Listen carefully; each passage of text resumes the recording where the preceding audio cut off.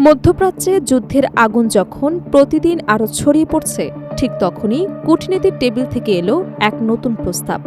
সংঘাত থামাতে যুক্তরাষ্ট্র যুদ্ধবিরতির আহ্বান জানালেও তার সরাসরি প্রত্যাখ্যান করেছে ইরান। একদিকে চলছে ক্ষেপণাস্ত্র ও ড্রোন হামলা, অন্যদিকে ভেঙে পড়ছে শান্তি আলোচনার সম্ভাবনা। প্রশ্ন উঠছে, মধ্যপ্রাচ্য কি আবার বড় এক যুদ্ধের দিকে এগিয়ে যাচ্ছে? প্রায় ২ সপ্তাহ ধরে চলমান সংঘাতের মধ্যেই ইরানকে নতুন করে যুদ্ধবিরতির প্রস্তাব দিয়েছিল যুক্তরাষ্ট্র। তবে ইরাকের প্রধানমন্ত্রী আলী আল জাইদির মাধ্যমে পাঠানো সেই প্রস্তাব প্রত্যাখ্যান করেছে তেহরান। শুক্রবার প্রকাশিত দ্য নিউ ইয়র্ক টাইমসের এক প্রতিবেদনে এই তথ্য জানানো হয়। প্রতিবেদনটি এমন এক সময় প্রকাশিত হয়েছে যখন যুদ্ধক্ষেত্রে প্রতিদিনই বাড়ছে হামলার তীব্রতা। বৃহস্পতিবার রাতভর ইরানের অন্তত ৬টি প্রদেশে হামলা চালায় মার্কিন বাহিনী। টানা ১৩তম রাতের এই হামলায় অন্তত ৬ জন নিহত হয়েছেন বলে বিভিন্ন সূত্র জানিয়েছে। নিহতদের বেশিরভাগই গুজিস্তান প্রদেশের বাসিন্দা। এর পাল্টা জবাবে ইরানও মার্কিন মিত্র দেশগুলোর বিভিন্ন সামরিক স্থাপনাকে লক্ষ্য করে হামলা চালায়। জর্ডান, কুয়েত, বাহরাইন এবং ইরাকে অবস্থিত মার্কিন ঘাঁটিগুলোকে লক্ষ্য করে ক্ষেপণাস্ত্র এবং ড্রোন হামলার দাবি করেছে ইসলামিক রেভলিউশনারি গার্ড কোর।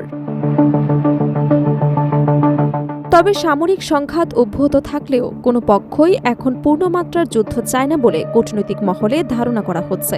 হামলার পাশাপাশি উভয় দেশই বিভিন্ন মধ্যস্থকারীদের মাধ্যমে আলোচনার পথ খোলা রাখার চেষ্টা করছে। দ্য নিউ ইয়র্ক টাইমসের এক প্রতিবেদনে ইরানি এবং ইরাকি কর্মকর্তাদের উদ্ধৃতি দিয়ে বলা হয়েছে, সম্প্রতি হোয়াইট হাউসে মার্কিন প্রেসিডেন্ট ডোনাল্ড ট্রাম্পের সঙ্গে বৈঠকের পর ইরাকের প্রধানমন্ত্রী আলী আল জাইদি যুদ্ধবিরতির প্রস্তাব নিয়ে তেহরান সফর করেন, যদিও প্রস্তাবের বিস্তারিত প্রকাশ করা হয়নি। ইরানি কর্মকর্তাদের ভাষ্য অনুযায়ী বর্তমানে এটি ছিল ওয়াশিংটনের একমাত্র আনুষ্ঠানিক যুদ্ধবিরতির প্রস্তাব, কিন্তু তেহরান তা গ্রহণ করেনি। তাদের দাবি, প্রস্তাবে হরমুজ প্রণালীর নিয়ন্ত্রণ এবং নিরাপত্তা নিয়ে ইরানের প্রধান উদ্বেগের কোনো সমাধান রাখা হয়নি, ফলে সেটি গ্রহণযোগ্য নয়। তবে দ্য নিউ ইয়র্ক টাইমস জানিয়েছে, বিষয়টি ইরানি কর্তৃপক্ষের কাছ থেকে স্বাধীনভাবে যাচাই করা সম্ভব হয়নি। এদিকে ইরানের ওপর সাম্প্রতিক হামলার প্রতিক্রিয়ায় আইআরজিসি জানিয়েছে, অপারেশন নাসর 2 এর ২৭তম ধাপে কুয়েতে অবস্থিত আলী আল সালেম বিমান ঘাঁটির একটি বড় গোলাবারুদের গুদামে সফল ড্রোন হামলা চালানো হয়েছে। তাদের দাবি, হামলায় গুদামটিতে একাধিক বিস্ফোরণ ঘটে এবং সেখানে থাকা ৬টি বড় হ্যাঙ্গার সম্পূর্ণ ধ্বংস হয়, আর ৩টি হ্যাঙ্গার গুরুত্বপূর্ণভাবে ক্ষতিগ্রস্ত হয়েছে।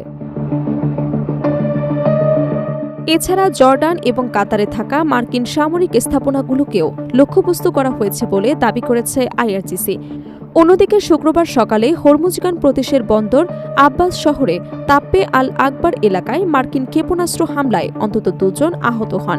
হামলায় বিদ্যুৎ সঞ্চালন লাইন ক্ষতিগ্রস্ত হওয়ায় শহরের কয়েকটি এলাকায় বিদ্যুৎ সরবরাহ বন্ধ হয়ে যায়। একই দিনে ইস্পাহানের নায়েন, লোরস্তানের খোরমাবাদ এবং মারকাজি প্রদেশের খান্দাব এলাকায় নতুন করে হামলার খবর পাওয়া যায়।